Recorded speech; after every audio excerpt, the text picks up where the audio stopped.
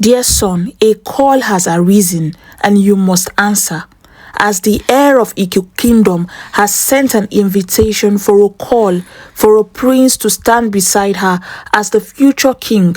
And remember, this is the most powerful and prosperous kingdom known to the world. But Prince Ofu, the only son of Queen Isa, was not swayed by the grandeur of the occasion. He sat before his mother, his expression distant and cold, his heart miles away from the promise of Iku Kingdom's future. Mother, he said, his voice betraying a quiet defiance, I do not honor this invitation, for my heart beats for another. Queen Isa's sharp gaze cut through the room like a blade. She rose from her throne in a swift motion. Her voice rang with a venomous mix of disbelief and fury. You must be raging mad, she thundered. What lady in this land would possibly compare to the heir of Iku Kingdom? Who, I ask, has the power, the grace, the honor that she possesses? You are destined to rule by her side, and you will not reject this call. The prince lowered his eyes, his resolve unwavering. She carries the blood of Iku, yes, and her name is Ogi. She's the most humble, kind-hearted, and beautiful son I have ever known, mother.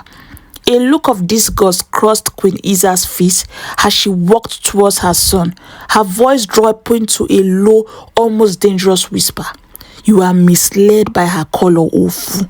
She is a witch. That's what she's known for. I did not raise you to be a fool. You, the future king, must marry the one who will bring honor to this kingdom. You will not let some witch drag you down into disgrace. Prince Ofu stood tall, shaking his head. It is not her blood that binds me, mother. It is her soul, her spirit, and that cannot be ignored. His heart clenched as he thought of Ogi. Enough! Queen Isa shouted, her eyes now flashing like the flames of infamous Monica. I order you to honor this invitation, or you will know the consequences of defying me. I will not stand to see my name soiled by foolishness. The day of the coronation arrived, and with it came the spectacle of the greatest gathering the kingdom had ever seen. The square was alive with the hum of whispers and excitement. Princes from across the lands, warriors from distant kingdoms, and women who dreamed of becoming queens stood shoulder to shoulder, all eager to witness the choice that would alter the course of history. The warriors danced, swords flashed in the sunlight, trying to capture the princess's attention. Yet Prince Ofu stood in silence, his heart heavy with sorrow. When the moment came for Princess Nene to choose, Prince Ofu's eyes met hers across the crowded square. There, amidst the gathering of the bravest and the strongest, he saw the deep pain in Ogi's gaze. She had not expected to see him. She had hoped he would have stayed away, that he would have honored her wishes and spared her the heartbreak of this moment.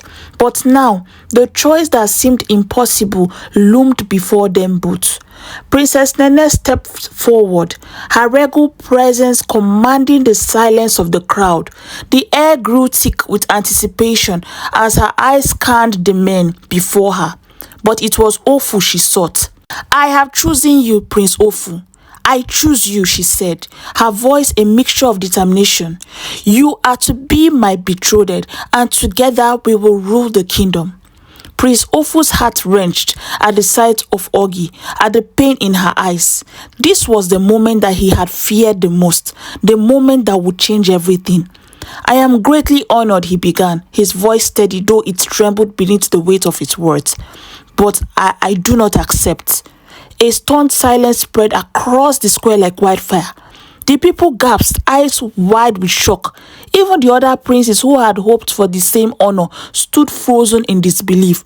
No, you cannot, Princess Nene cried out. Mother! Her face a mask of anger, betrayal, and disgrace. How dare you defy me, Ofu? Why do you bring disgrace to me? I cannot, my princess. I cannot. His voice breaking with emotion. I cannot stand before you and lie, Princess Nene. My heart belongs to another. I will not marry you out of duty, nor out of fear. If I cannot have the one I love, then I'll rather live a life of solitude. Tears welled in Princess Nene's eyes. The shock of his words cutting deeper than any blade. The crowd erupted in whispers, then silence as the princess stormed off, her gown trailing before her. But as Prince Ofu stood, he knew that there would be consequences. His kingdom might never forgive him, or his mother might never. But for the first time, he felt truly free. This is just the beginning.